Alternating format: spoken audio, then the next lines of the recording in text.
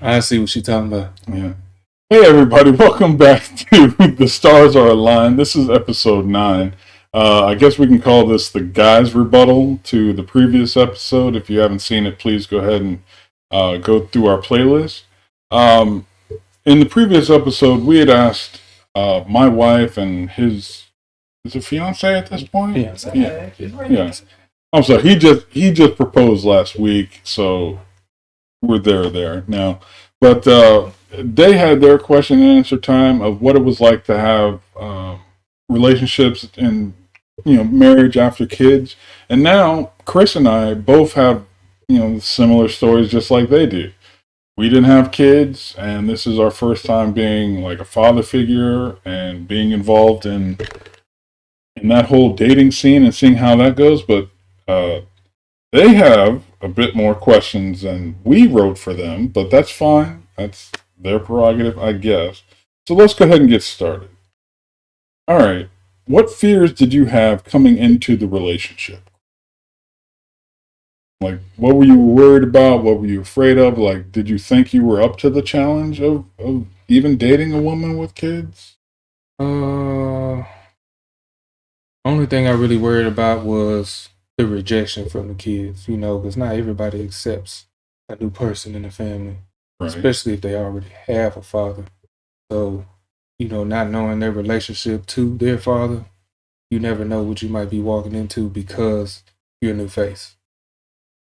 Yeah, I mean, we're really alike in our situations because there were two dads involved with Sterland when I entered this situation, and my biggest fear was like, okay, am I really going to be beefing with these two guys just because I want to date her? Is that going to be a thing?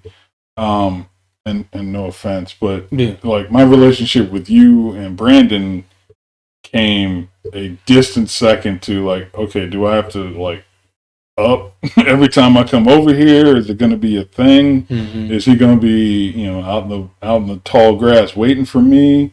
That was what I was really worried about at first.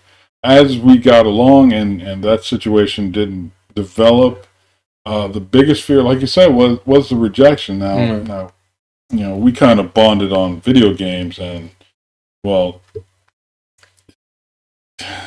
Call of Duty aside, they weren't going to beat me at like Rock Band or anything else. So that was just like the dad son kind of relationship to begin with. You never could touch me on a guitar.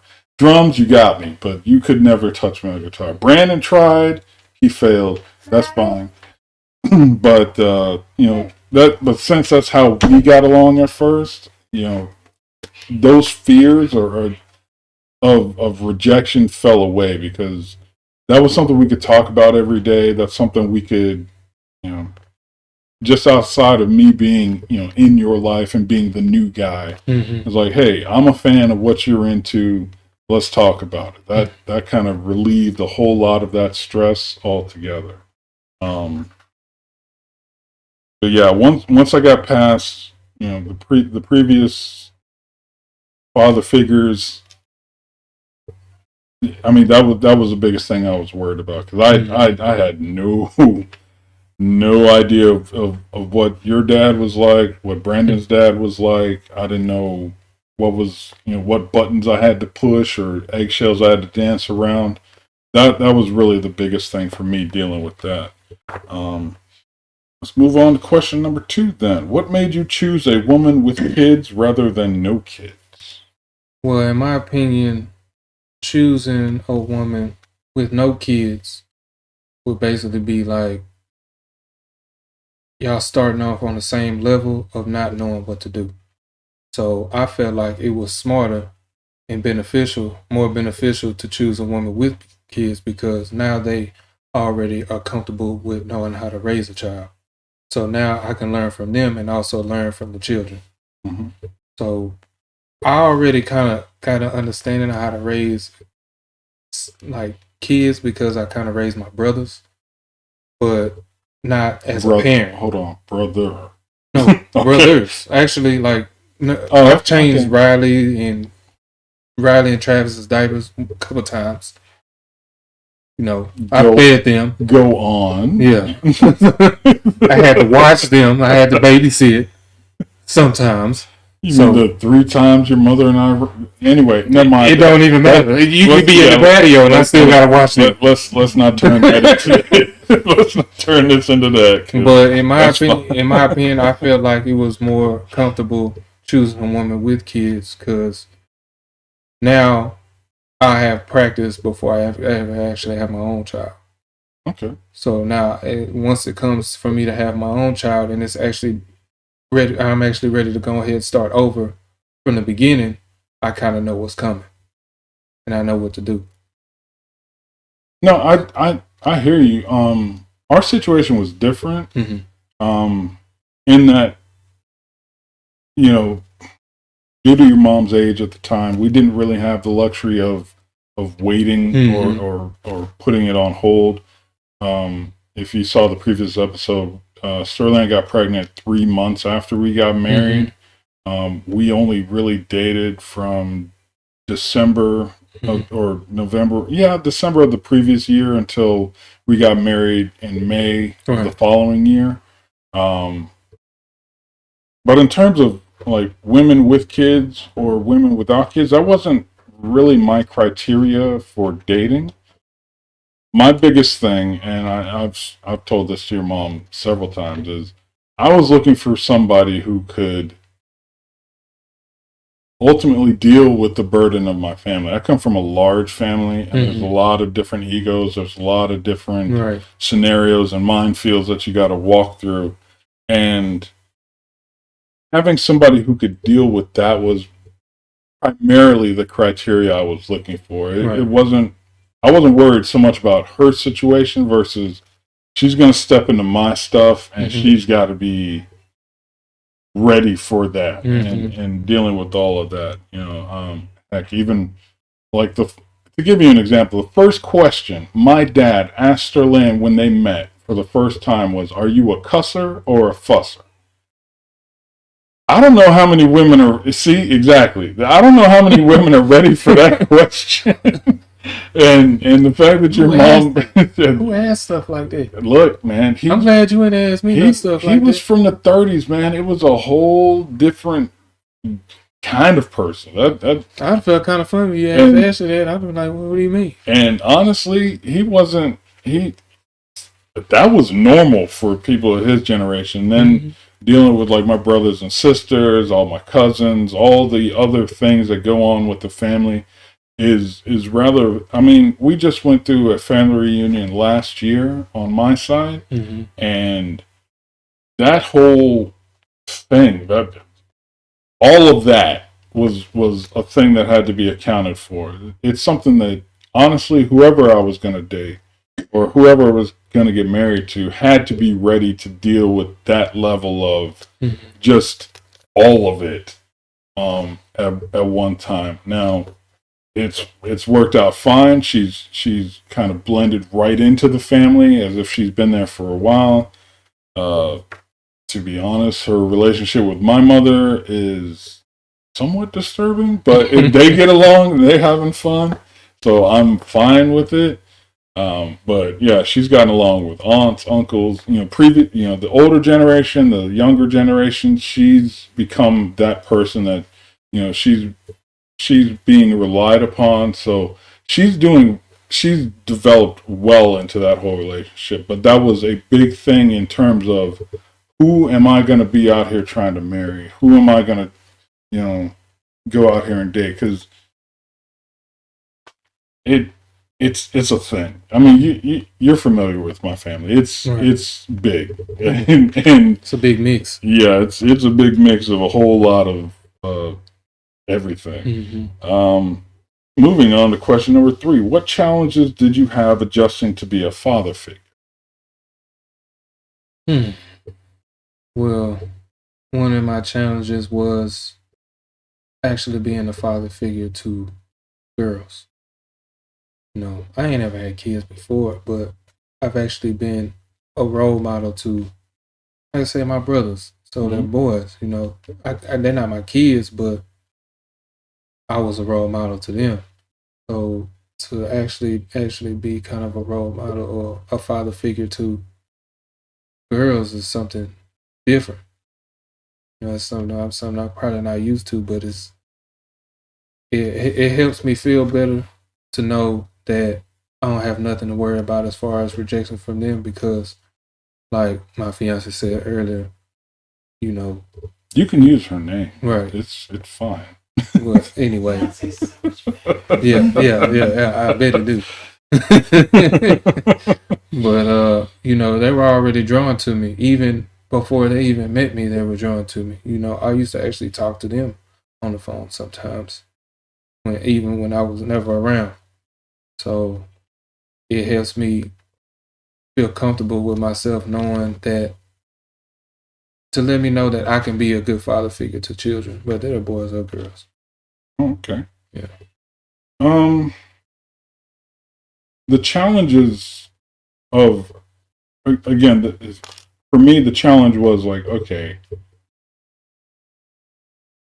I mean, one of the first things I told you and Brandon was like, I'm not your dad.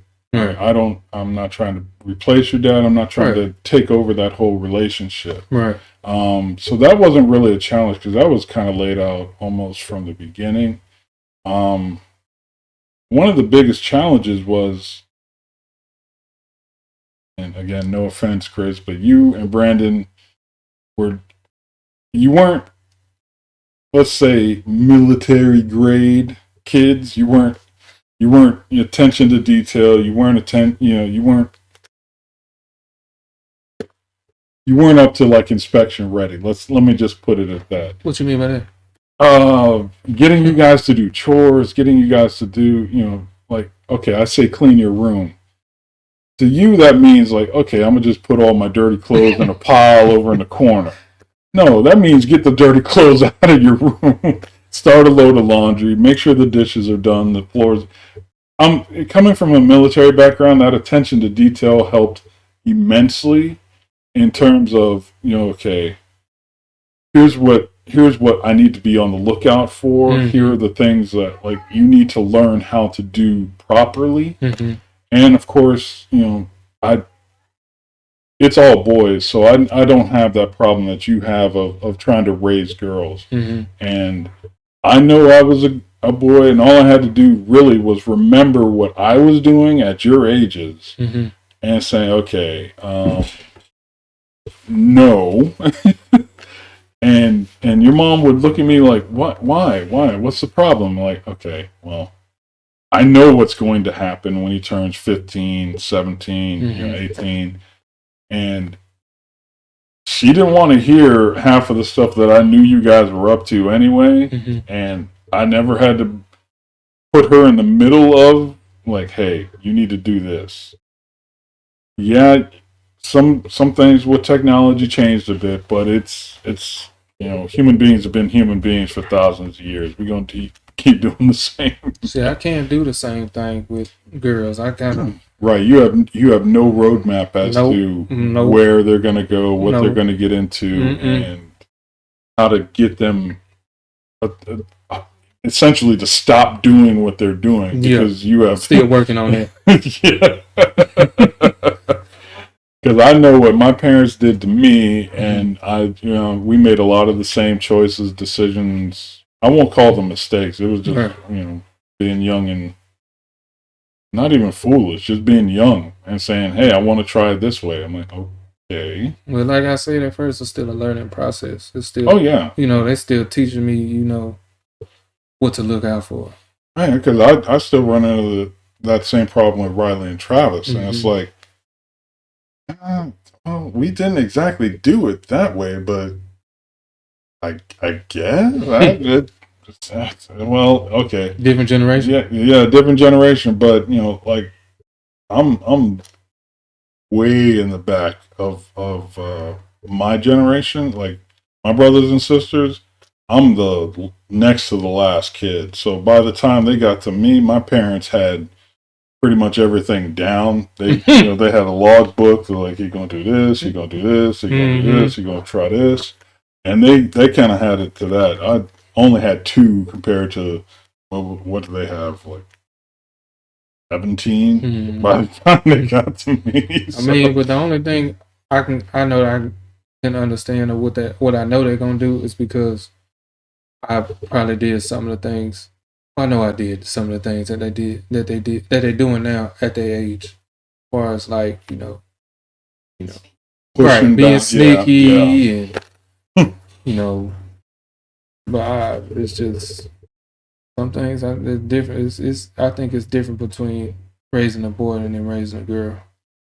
But I mean, to reiterate on the challenges part, you'll remember I kept not busting into your room, but I kept showing up at like strange times, weird times when you weren't really expecting me to be there. That comes from the military inspection process. I do that with them. Yeah, exactly. But I knew that already going in, even though I didn't have kids before. It's just like, no, just show, like, it's walk around and manage. It's like, if I'm not doing anything, let me make sure they're not doing anything. You probably catch them in the act of doing something. And if they are doing something goofy, like busted. Yeah, not just busted, but more of like, well, why don't you try doing this, or those teachable moments were available. But if I'm just comfortable in my space and I don't come bother y'all, I have no idea what's going on. Right. That's a bad place to be in.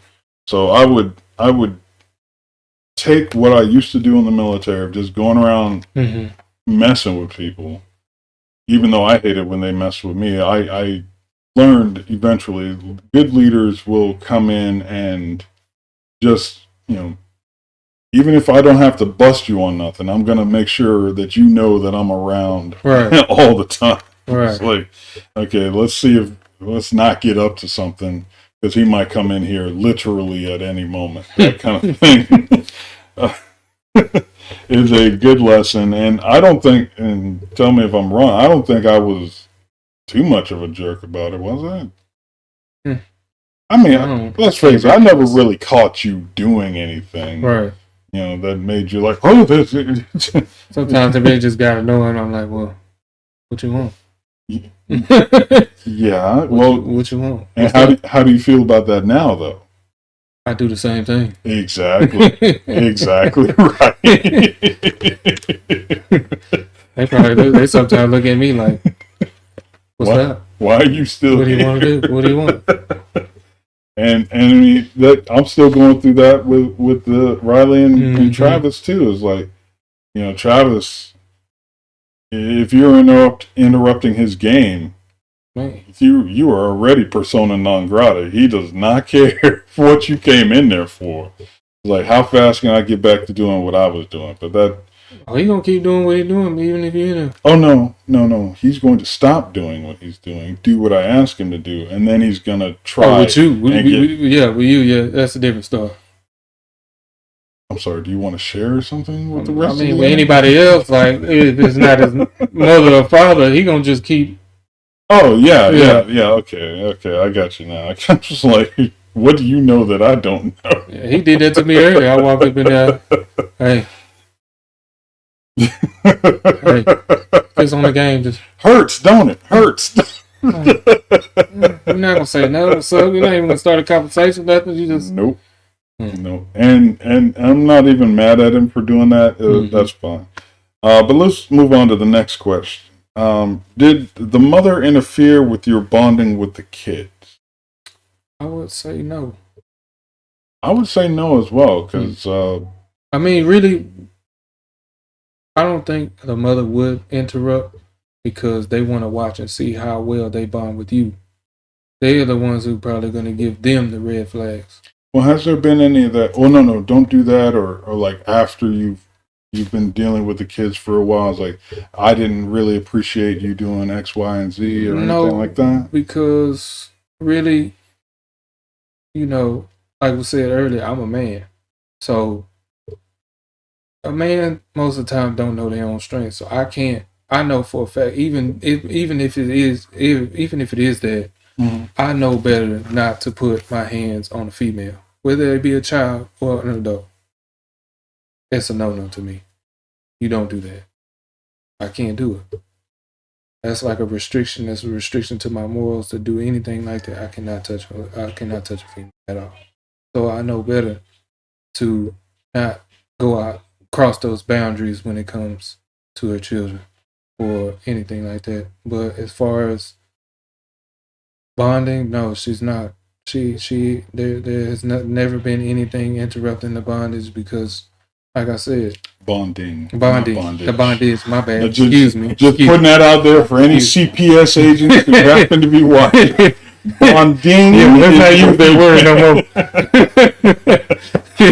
He is not tying kids up. No, I'm not. No.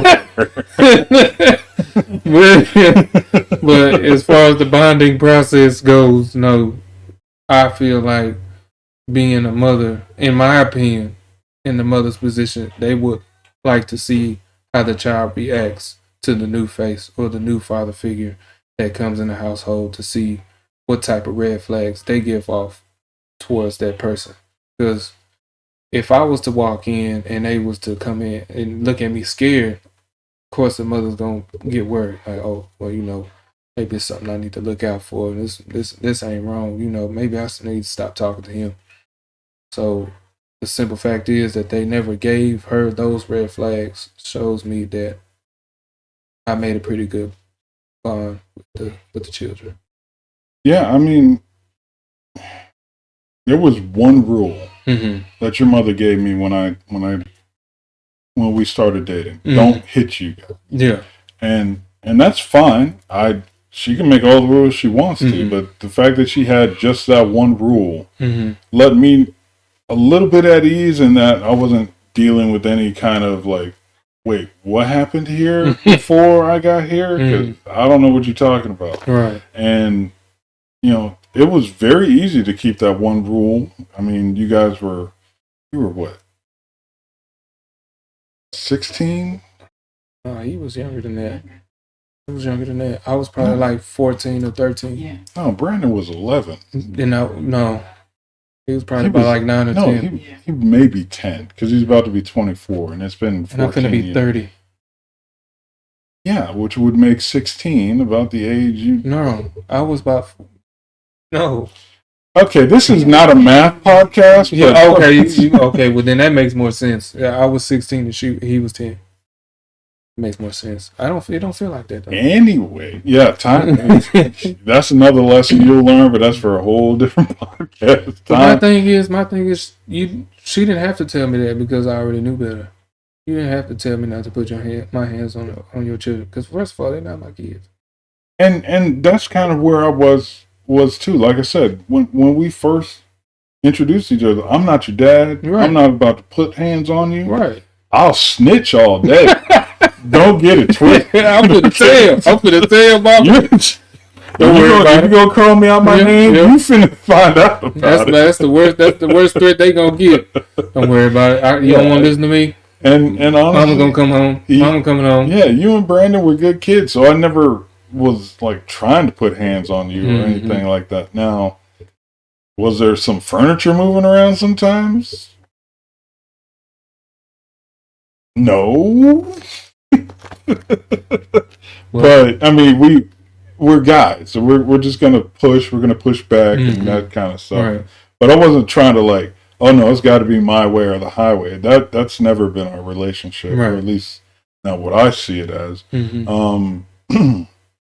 But in terms of like her interfering with the bonding, no, she doesn't really play video games even to this day. And again, that's how we kind of got along to begin with. Right. And even now, I catch myself doing the same thing. I keep in touch with what Riley and Travis are playing, or what they want to play, or what games are coming out. So we have something else to talk about. Right. Not that I want to be their friends, but it's okay for me to talk about what they're into, to let them have an idea that I know what they're into.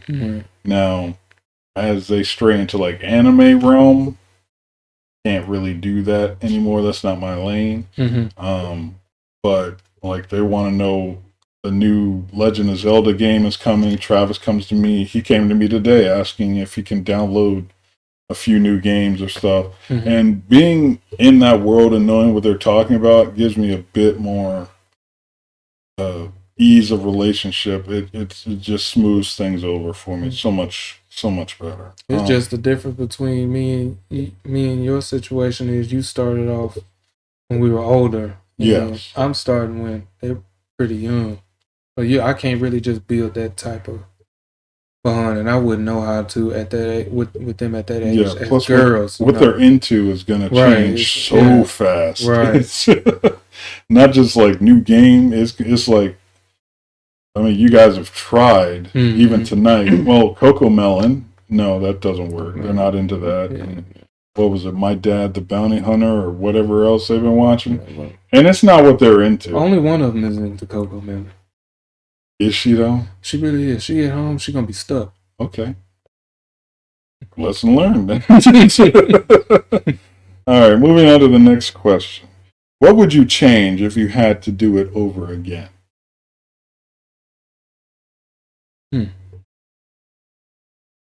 What would I change? Well, let me go first because I mean you're just at the start of this, right. So there's not a lot that really could be changed if I'm reading it right. But if I had anything to change, and she and I have talked about this, because we knew each other before we started dating each other, and by that I mean by several years we had met each other and we even worked at the same place. If I had to do it again, we would have started dating when we were first met, kind of deal, instead of years later.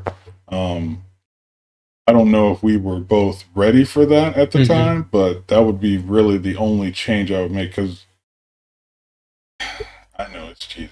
But I love your mother, man. I love her a lot. And yeah, okay, just take that face off. We're on camera. But I would really like to have a lot more time with her. Just the number of things that we could have done together in that amount of time would be beneficial to me if I had to do it over again. Yeah. Me, to really be honest, I don't think I would change anything. I really think the way we started off was pretty correct, because we started off talking without any physical interaction before we actually physically met each other.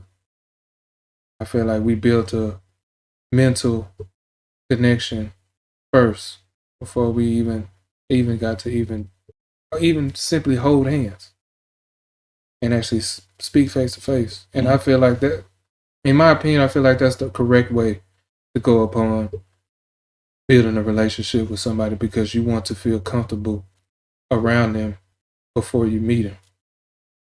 Okay. And let's see what else they got in this. Well, not around them, but with them. With them. Yeah. Okay. And do you feel that this experience has made you a better person? I do. Of dating I mean, because you had dated before women without kids, right? Yeah, but they lied to me. They was trifling. Go on. They cannot compare to who I'm with now at all, 100%. If I could rate them from 1 to 10, they wouldn't even make it past 5. But do you feel that actually having kids gave you a bit more opportunity for growth that you didn't really expect? Or I mean, like I said, it's teaching me how to be a father, and then it'll teach me how to be a better father and a better father figure. It'll teach me more patience on how to deal with children. It'll teach me along the way how to grow, not just by myself, but with her when it comes to kids. All right. You know, we to me, in my opinion, we're growing with each other when it comes to not even just kids, but the relationship period. And I mean, more to a point you made, dealing with you and Brandon before Travis really got me ready for like, okay, this is what this responsibility is, and Right. it's not gonna go away, and it's really, really, really important to her, so it needs to be very, very important to me. Right. And and that was a lot of diapers, that was a lot of feedings, that was a lot of waking up in the middle of the night, that was a lot of all that comes along with a newborn. Is like you have to get yourself out of the way. Right. It's no longer about me. It's about them. Right. And you and Brandon were like my training wheels to get ready for that. For when Sterling and I had Riley and Travis, and it's not like you were less than they are. It's like you said, you guys were older. There was less I had to do for you, but I still had to go from being single into, okay, there's this woman that I'm caring about, and then there's these kids that she's caring about, and I need to learn how to care about, and then to have even younger, more dependent children as well. I mean, it dating a woman with kids did prepare me for when I finally did have kids. That I will say, it made me far better prepared for that than anything I can think of. You know, being in the military, yeah, I'm in charge of these group of people, but they're all individually trained. They're all adults, and they all know the consequences already of failure or success or whatever.